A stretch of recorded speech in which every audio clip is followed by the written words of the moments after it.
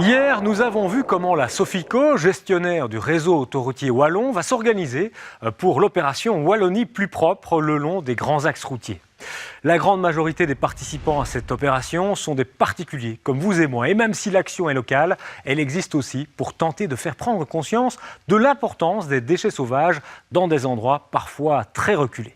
Notre équipe est allée à la rencontre de quelques-uns de ceux qui, ce week-end, se retrousseront les manches pour la bonne cause. Et c'est un reportage de Gilles Lejeune et de Jean-Noël Lemar.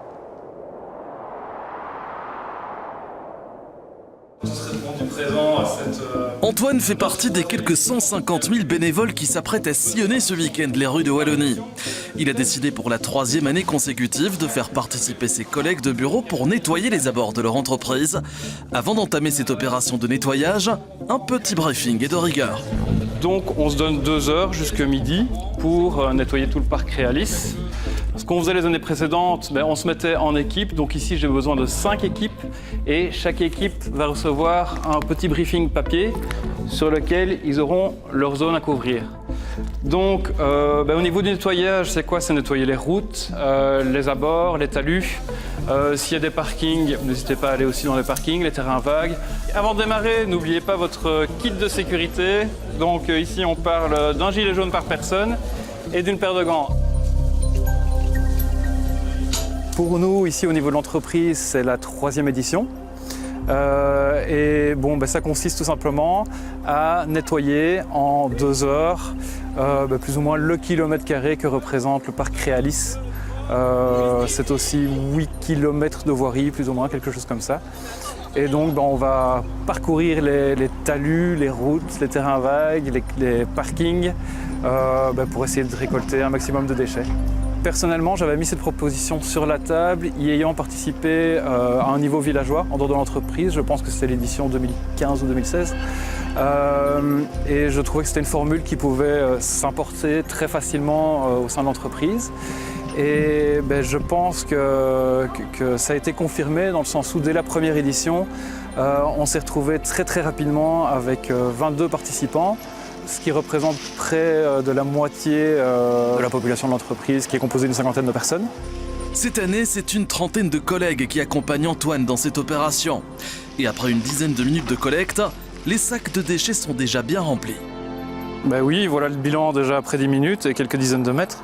Malheureusement, c'est pas le genre de record qu'on a envie de battre, mais ici, on a déjà récolté énormément de déchets alimentaires, canettes, quelques encombrants qu'on a dû laisser sur place. Donc, voilà, c'est typiquement le genre de résultat auquel on peut s'attendre. Qu'est-ce que ça vous inspire? J'espère que d'ici 5 ans, personnellement, c'est le genre d'opération qu'on n'aura plus à faire. Mais je pense que malheureusement, on va devoir continuer l'effort.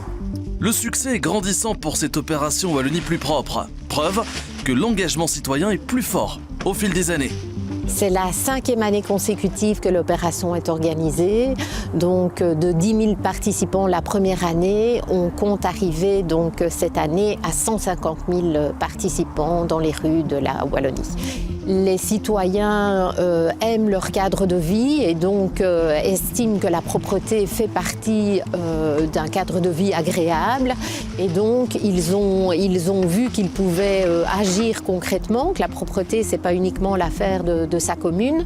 Chacun d'entre nous peut contribuer à la propreté de son village. Et donc tous ensemble, on se retrousse les manches une fois par an et on nettoie la Wallonie. Donc un kit gratuit est envoyé à chaque participant.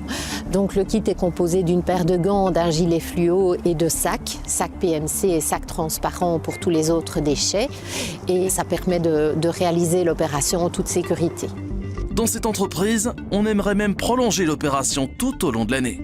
Cette action-là, on espère en fait la prolonger dans un des objectifs de cette année-ci, c'est de devenir ambassadeur de la propreté. Donc créer des équipes, de motiver. En fait, sur le temps de midi, on a des gens qui se promènent et on se dit finalement, on les équiperait bien avec des sacs et des pinces pour ramasser, pour ne pas que ce soit juste une fois par an. Très bonne idée, très chouette initiative avec cet événement qui devient un événement de saison.